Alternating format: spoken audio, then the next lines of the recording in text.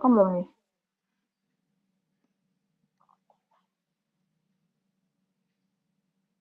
Assalamualaikum warahmatullahi wabarakatuh.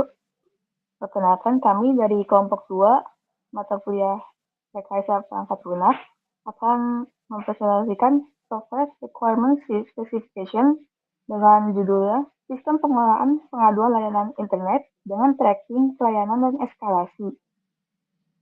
Lanjut. Jadi mulai dari bagian pendahulunya dulu. Nah, tujuan dari penulisan dokumen ini untuk menjelaskan bahwa kelompok kami membuat sebuah sistem bernama Netcare yang fokus pada sistem pelayanan pengaduan atas kendala internet yang berbasis tracking pelayanan hingga eskalasi. Nah, dokumen ini berfungsi supaya pembaca dapat melihat rancangan produk kami dan memahami segala isinya. Dan audiensnya ini untuk ditujukan untuk aplikasi ini pertama adalah software pengembangan aplikasi. Nah, itu dokumen ini berfungsi untuk memberi gambaran padanya buat skema pengujian aplikasi. Lanjut, itu adalah manajer proyek. Nah, ini untuk panduan software yang penting supaya produk bisa berjalan secara sistematis. Sekali lagi. Lalu ada staf pemasaran buat membantu pembentukan strategi bisnis.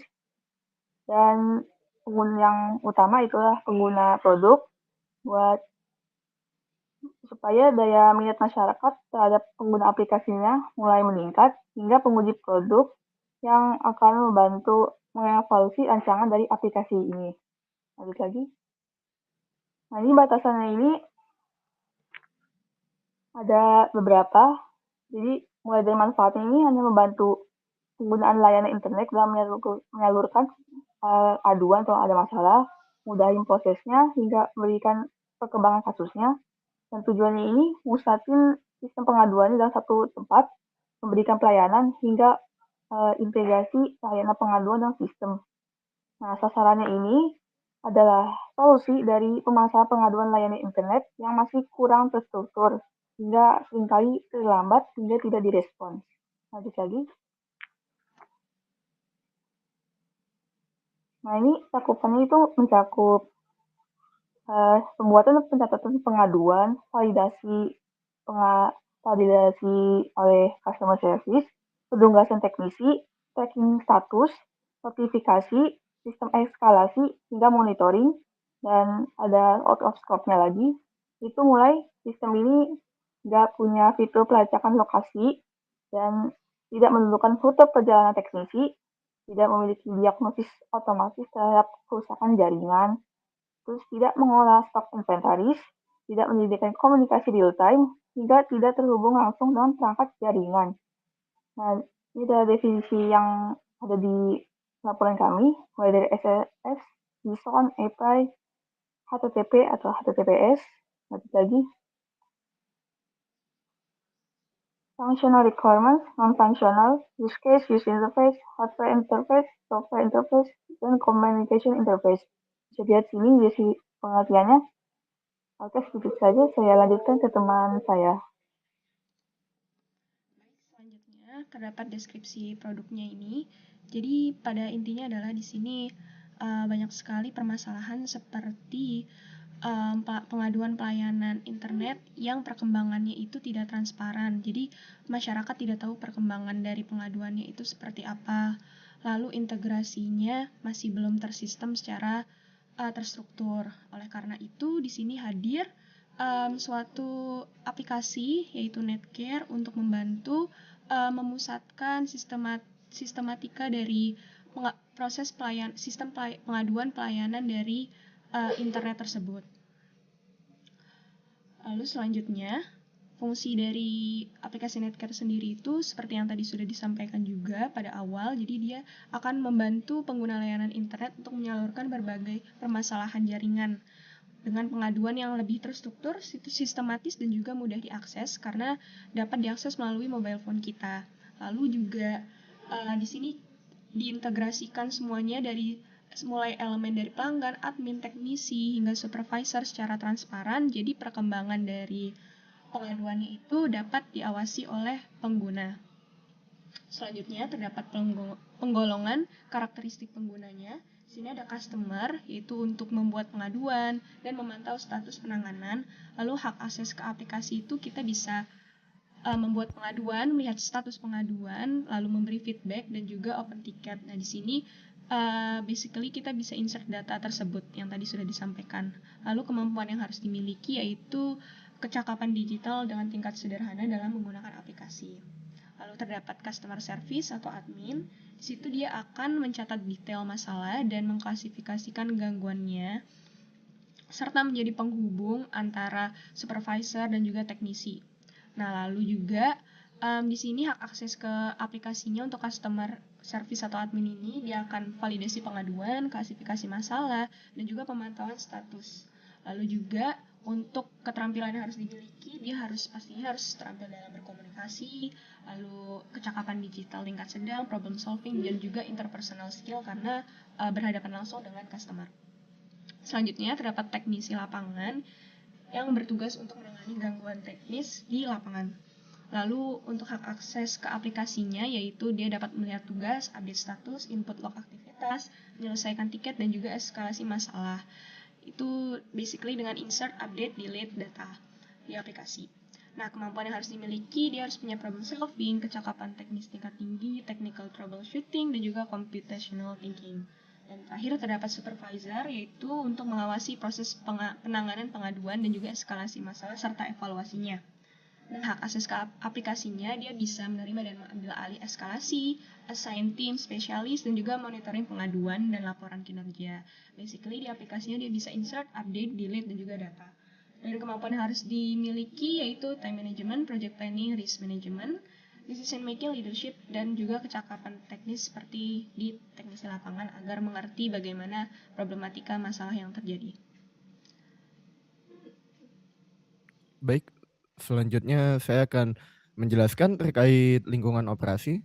Yang pertama, perangkat lunak Netcare dirancang untuk beroperasi dalam lingkungan yang terintegrasi antara perangkat pengguna dan infrastruktur server. Pertama adalah rincian lingkungan operasinya. 1. Platform dan sistem operasi. Sisi pengguna, aplikasi beroperasi pada platform Android dengan ketentuan minimal versi Android 8 atau Android Oreo hingga versi terbaru untuk memastikan stabilitas dan portabilitas. Untuk sisi admin atau web, sistem dapat diakses melalui web browser pada sistem operasi Windows atau Linux. Kedua, perangkat keras. Smartphone dioptimalkan untuk perangkat dengan ukuran layar 6-7 inci. Perangkat minimal memiliki prosesor dual core dan RAM 4 GB agar aplikasi dapat berjalan tanpa hambatan. Untuk komputer atau laptop, digunakan oleh admin, teknisi, atau supervisor untuk akses berbasis web dengan spesifikasi standar perangkat keras perkantoran. Yang ketiga, komponen perangkat lunak lain seperti web browser untuk akses web seperti mendukung browser populer seperti Google Chrome, Mozilla Firefox, dan lain-lain. Kemudian ada web server, sistem menggunakan server seperti Apache atau Jinx sebagai penghubung antara klien dan server. Kemudian untuk database, pengelolaan data dilakukan menggunakan sistem manajemen berbasis data di BMS seperti MySQL atau PostgreSQL. Antar muka komunikasi antar komponen dilakukan melalui API berbasis REST dengan format data JSON. Nah, yang keempat, aplikasi yang berdampingan atau integrasi. Sistem terintegrasi dengan layanan eksternal untuk pengiriman email dan push notification guna memberikan pembaruan status pengaduan kepada pengguna secara real time. Nah, yang kelima, untuk konektivitas jaringan, sistem memerlukan koneksi internet stabil, yaitu minimal 1 Mbps melalui Wi-Fi atau data seluler dengan protokol HTTP atau HTTPS, atau yang biasa dikenal SSL atau TLS, untuk menjamin keamanan pertukaran data. Nah, kemudian batasan desain dan implementasi. Bagian ini merinci faktor-faktor yang membatasi pilihan tim pengembang dan merancang dan mengimplementasikan sistem Netcare. Yang pertama, kebijakan perusahaan dan branding. Setiap layar aplikasi harus mengikuti standar identitas perusahaan dengan mencantumkan logo PT Pos Indonesia dan pada posisi pojok kiri atas. Lalu kedua, keterbatasan perangkat keras atau hardware. untuk sisi pengguna, aplikasi harus dioptimalkan untuk penggunaan memori internal yang rendah, yaitu di bawah 100 MB. Lalu agar dapat berjalan stabil pada perangkat dengan spesifikasi terbatas tanpa menyebabkan crash. Kemudian spesifikasi minimalnya, perangkat keras minimal harus memiliki prosesor dual core dan RAM 4 GB. Lalu yang ketiga, optimasi layar, desain antarmuka dioptimalkan secara khusus untuk perangkat smartphone dengan ukuran 6-7 inci. Nah, untuk teknologi dan alat pengembangan, untuk sistem operasi, pengembangan aplikasi mobile difokuskan pada platform Android dengan batas seri minimal Android 8.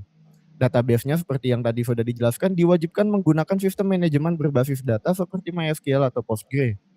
Nah, persyaratan bahasa, seluruh komunikasi dalam sistem termasuk pesan kesalahan, notifikasi, dan bantuan wajib menggunakan bahasa Indonesia yang baku dan mudah dimengerti. Protokol komunikasi, pertukaran data antara klien dan server harus menggunakan API berbasis REST dengan format data JSON. Akses web dan transmisi data wajib menggunakan protokol HTTP atau HTTPS dengan enkripsi SSL atau TLS. Pertimbangan keamanan. Enkripsi, sistem harus menerapkan enkripsi end-to-end pada kata sandi pengguna. Manajemen sesi login harus diatur agar otomatis kadaluarsa setelah 30 menit tanpa aktivitas pengguna. Dan untuk autentikasi menggunakan mekanisme autentikasi berbasis token seperti JWT. Standar pemrograman dan performa. Responsivitas, sistem harus mampu menampilkan hasil atau memuat halaman utama dalam waktu maksimal 3 detik. Untuk desain antarmuka, mengikuti konsep mobile first dengan variasi yang efisien, maksimal dengan navigasi yang efisien, maksimal 3 klik untuk mencapai form pengaduan. Lalu untuk ketersediaan, sistem dirancang untuk mencapai uptime 99,9% dengan penerapan redundant server. Kemudian untuk dokumentasi pengguna, produk aplikasi Netcare akan menyediakan berbagai panduan pengguna aplikasi untuk memudahkan pengguna dalam mengakses layanan yang tersedia pada aplikasi sebagai berikut. Yang pertama, buku panduan dalam format PDF yang dapat diakses melalui aplikasi. Lalu video panduan penggunaan aplikasi yang dapat diakses melalui aplikasi. Lalu customer service yang bersedia membantu permasalahan yang mungkin terjadi saat menggunakan aplikasi. Lalu yang ketiga ada kebutuhan antarmuka eksternal. Nah, yang pertama di sini ada user interface. Antarmuka pengguna pada sistem pengelolaan pengaduan layanan internet dengan tracking pelayanan dan eskalasi dirancang dalam bentuk aplikasi mobile berbasis Android yang bertujuan untuk memberikan kemudahan pada pelanggan dalam menyampaikan pengaduan layanan internet, memantau proses penanganan, serta melihat riwayat layanan yang pernah dilakukan. Antarmuka sistem telah dibuat sederhana, responsif, dan mudah dipahami oleh seluruh pengguna. Sistem ini menggunakan konsep graphical user interface dengan desain modern minimalis yang mengutamakan kenyamanan pengguna. Warna utama yang digunakan adalah biru tua, putih, dan abu-abu. Mudah untuk memberikan kesan profesional, bersih, dan terpercaya.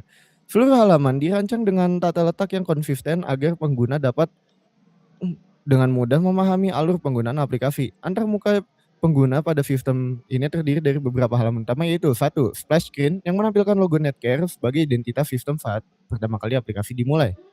Lalu sign up digunakan untuk pengguna baru untuk membuat akun dan mengisi data diri seperti nama, email, tanggal lahir, dan lain-lain.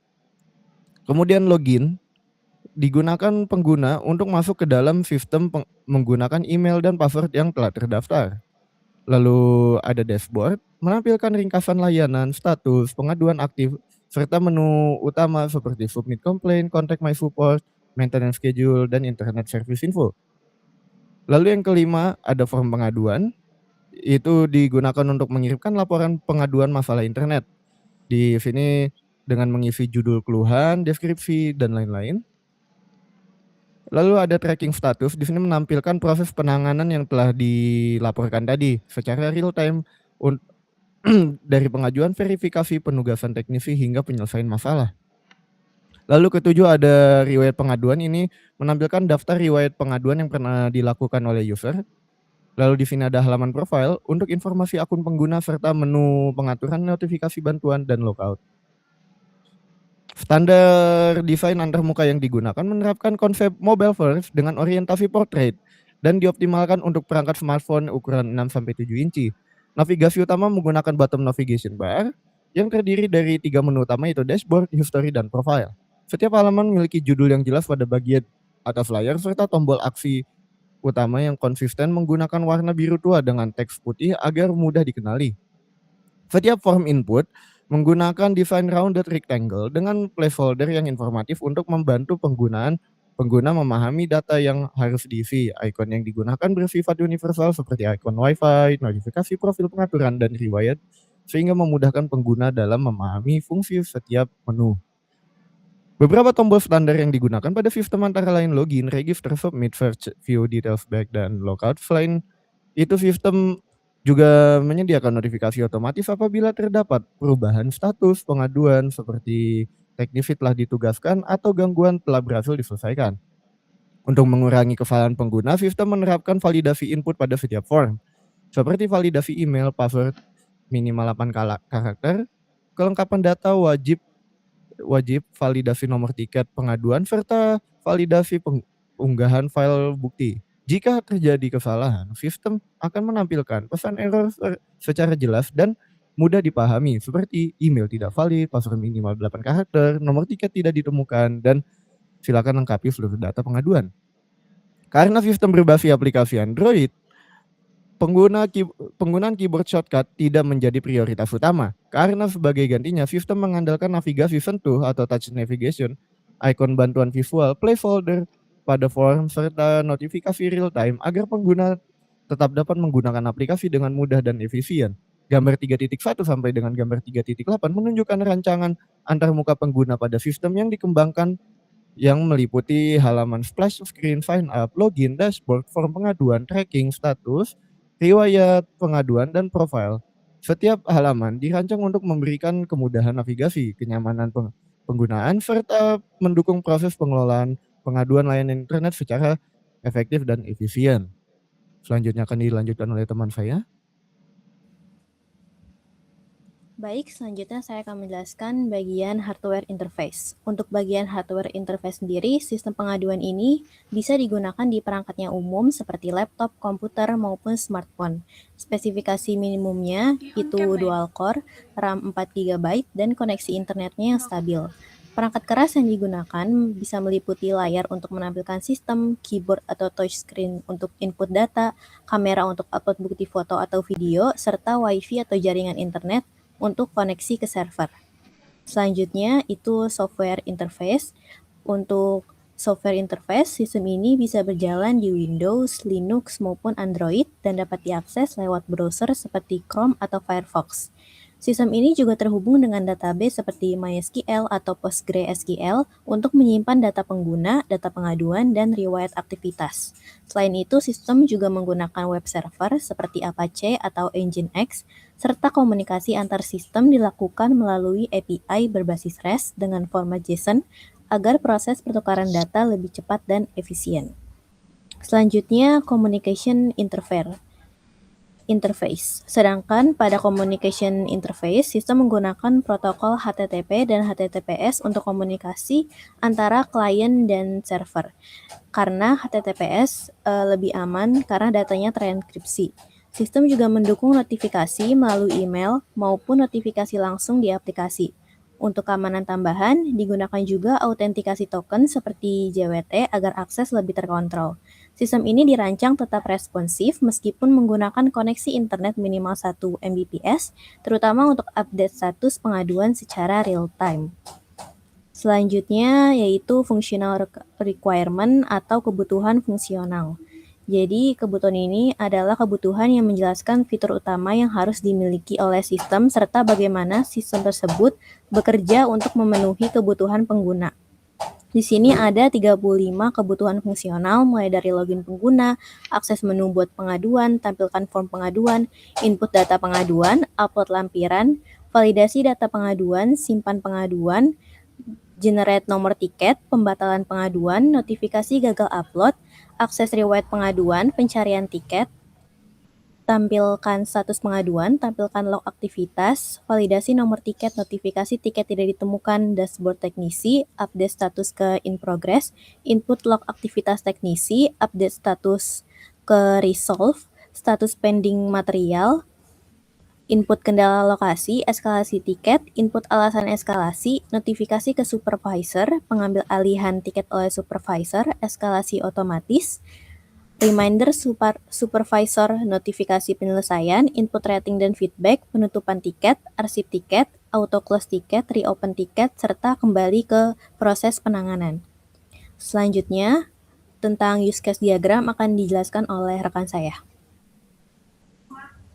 Baik, sekarang saya akan menjelaskan untuk use case diagram. Use case diagram ini ada 5, yaitu adalah yang pertama, use case kirim pengaduan. Dan deskripsi use case ini yaitu adalah use case mengabarkan proses ketika customer mengajukan pengaduan ke dalam sistem. Nah, proses ini dimulai dengan customer berhasil login, kemudian memilih menu buat pengaduan yang akan menampilkan formulir berisi judul, kategori masalah, deskripsi, serta lampiran berupa foto atau video.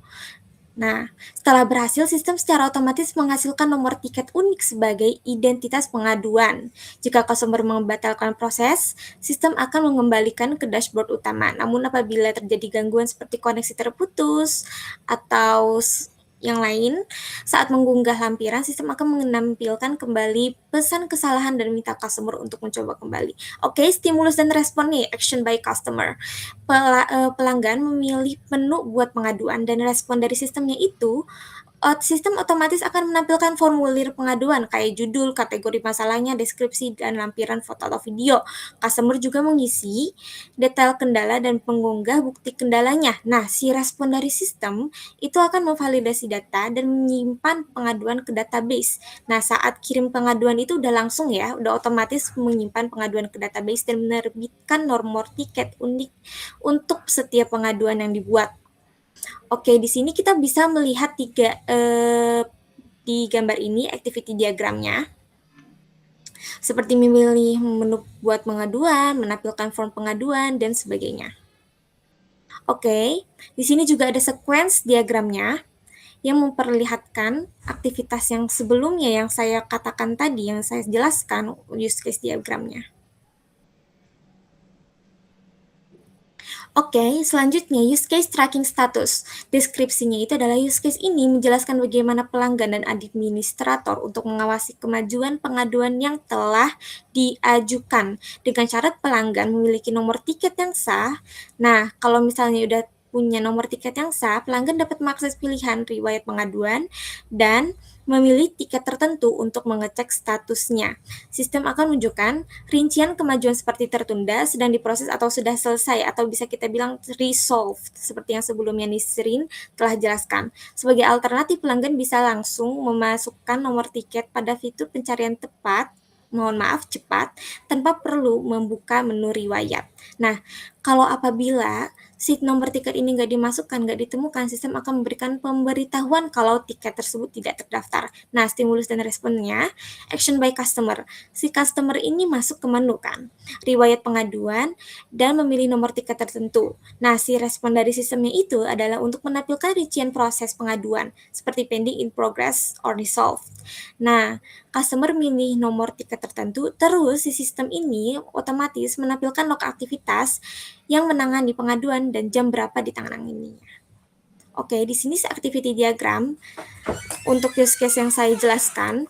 Yang kedua yaitu ada sequence diagramnya yang untuk use case tracking status ini. Riwayat pengaduan. Seperti bisa dilihat seperti ini. Selanjutnya use case penanganan oleh teknisi. Use case ini berfokus untuk aktivitas teknisi dan menangani pengaduan yang telah diverifikasi dan ditugaskan oleh admin. Teknisi akan melihat daftar tugas melalui dashboard My Task, kemudian memilih tiket yang akan dikerjakan dan mengubah statusnya menjadi in progress. Nah, setelah melakukan pengecekan, teknisi ini mencatat log aktivitas sebagai dokumentasi pekerjaan yang telah dilakukan. Jadi udah otomatis si teknisi ini bakal mencatat ya. Nah, stimulus dan responsnya yaitu adalah yang pertama, teknisi klik tombol My Task dan melihat daftar tugas pada dashboard, lalu respons si sistemnya itu adalah menampilkan daftar tugas, yang selanjutnya teknisi mengubah status tiket menjadi in progress. Nah, sistemnya ini juga langsung merubah status tiket dan menyimpannya in progress, dan action by teknisi, kalau teknisinya memasukkan log aktivitas setelah melakukan pengecekan fisik atau jaringan, dan memperbarui status, tiket akan menjadi resolved. Nah, kalau terjadi kendala seperti lokasi pelanggan nggak ditemukan nih, teknisi bakal mencatat masalah tersebut dalam log dan meminta admin untuk menghubungi customer kembali. Di sini adalah gambar activity diagramnya. Yang atas activity yang sudah saya jelaskan tadi, dan ini adalah sequence diagramnya. Oke, use case eskalasi masalah. Nah, use case ini menggambarkan proses eskalasi ketika teknisi tidak mampu menyelesaikan masalah dalam waktu yang telah ditentukan. Nah, teknisi ini dapat memilih opsi eskalasi pada tiket yang sedang ditangani dan mengisi alasan eskalasi. Sistem kemudian mengirimkan notifikasi kepada supervisor untuk mengambil tindakan lebih lanjut, baik dengan mengambil alih tiket secara langsung atau mendelegasikannya ke tim spesialis. Selain itu, sistem juga memiliki mekanisme eskalasi otomatis jika tiket tidak mengalami pembaharuan selama 1 hari. Jika supervisor tidak merespons, sistem akan mengirimkan notifikasi pengingat secara berkala setiap 2 jam hingga ada tindakan. Oke, stimulus dan responsnya. Action by teknisi itu memilih opsi eskalasi pada tiket yang sedang dikerjakan. Nah, respon ke sistem itu adalah menampilkan form eskalasi yang selanjutnya teknisi menginput input alasan eskalasi. Sistem mengirimkan notifikasi kepada supervisor. Nah, sistem memberitahu si supervisor ini, lalu supervisor mengambil alih tiket dari teknisi, entah mengambil alih sendiri atau menugaskannya ke tim spesialis. Berikut activity diagramnya atas use case yang saya jelaskan sebelumnya, dan berikut adalah sequence diagramnya. Oke, use case penutupan tiket. Use case ini menjelaskan tahapan akhir dari siklus pengaduan setelah status tiket menjadi resolve. Nah, sistem akan mengirimkan notifikasi kepada customer bahwa pengaduan ini udah ditangani nih. Nah, customer kemudian diberikan kesempatan untuk memberikan penilaian berupa rating dan feedback. Nah, setelah itu sistem akan mengubah status tiket menjadi closed secara permanen dan mengarsipkannya untuk kebutuhan laporan bulanan. Jika customer tidak memberi respon selama waktu 3 hari, sistem akan menutup tiket secara otomatis. Namun apabila customer merasa adanya masalah belum terselesaikan, customer dapat memilih opsi reopen sehingga tiket kembali diproses oleh teknisi.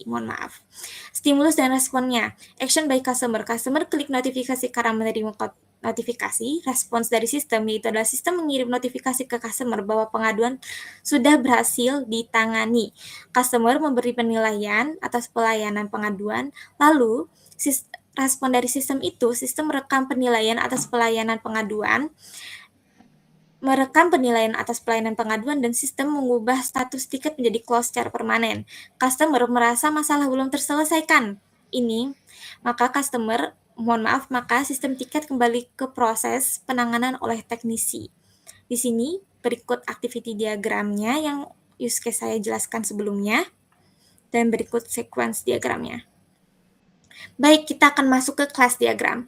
Class diagram merupakan kerangka utama sistem yang mendefinisikan struktur entitas seperti user, tiket, log aktivitas, rating, notifikasi, sistem, dan database.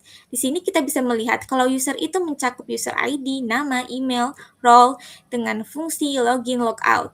Dan berikut entitasnya terdapat customer, teknisi, supervisor, dan admin, yaitu adalah aktor di sini.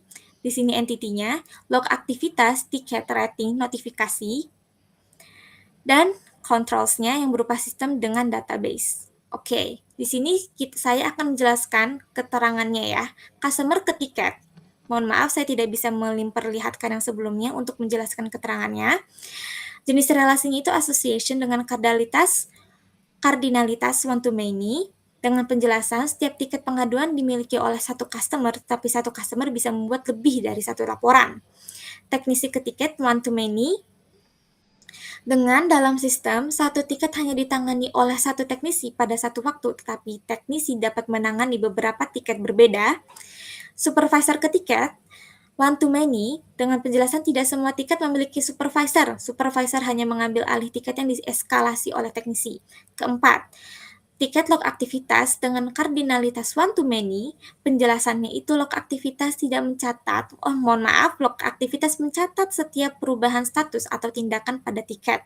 Nah, log ini tidak dapat berdiri sendiri tanpa tiket sehingga menggunakan composition. Jenis relasinya composition ya. Tiket ke rating, jenis relasinya association dengan kardinalitas one to one. Penjelasan rating hanya muncul ketika customer memberikan penilaian setelah tiket berstatus resolved. User ke notifikasi, entity, jenis relasinya itu adalah association, kardinalitasnya one to many. Penjelasannya itu adalah notifikasi dapat dikirim ke customer, admin, atau supervisor, tergantung kondisi sistem, dan sistem ke database. Jenis relasinya adalah dependensi, kardinalitasnya tidak menggunakan kardinalitas karena dependensi ya. Penjelasannya itu semua proses penyimpanan, pembaruan status, dan query data dilakukan melalui database. Oke. Selanjutnya saya akan menjelaskan non-functional requirements, yaitu ini adalah penjelasan terakhir. Non-functional requirements adalah batasan pada layanan atau fungsi yang ditawarkan oleh sistem. Nah, jika kebutuhan fungsional mendefinisikan apa yang dilakukan sistem, maka kebutuhan non-fungsional ini mendefinisikan bagaimana sih sistem tersebut bekerja. Oke, di sini kita bisa melihat tabelnya dengan ID NFR1, yaitu availability, dengan sistem kebutuhannya terus-menerus beroperasi 7 hari per minggu. NFR reliability, sistem harus memiliki tingkat kegagalan yang ditolerir maksimal 0,1%. Itu NFR 03, ergonomi, dengan antarmuka aplikasi harus dirancang untuk kenyamanan pengguna dengan navigasi yang sederhana. NFR 04, yaitu portability, yaitu aplikasi harus memiliki kemudahan untuk dioperasikan di berbagai platform sistem operasi, minimal dapat berjalan stabil pada versi Android 8.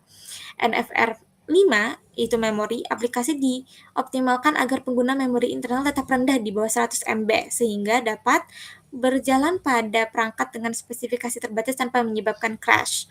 NFR 06, response time, sistem harus menampilkan hasil pencarian status tiket, pengaduan, atau pemuat halaman utama dalam waktu maksimal 3 detik setelah input diterima. NFR 07 safety tidak berinteraksi langsung dengan kendali fisik yang menyangkut keselamatan jiwa manusia. NFR 8 security melindungi kerahasiaan data. NFR 9 others one sebenarnya bahasa itu seluruh komunikasi dalam sistem termasuk pesan error, notifikasi, dan tanya jawab harus menggunakan bahasa Indonesia seperti teman saya jelaskan sebelumnya. Yang selanjutnya NFR 10 yaitu others to branding. Sesuai standar identitas perusahaan, setiap layar aplikasi harus mengandung logo PT Pos Indonesia pada posisi pojok kiri atas. Baik, dan terima kasih atas waktunya. Dan saya mohon maaf jika ada kelompok saya mengatakan kesalahan. Dan terima kasih. Wassalamualaikum warahmatullahi wabarakatuh.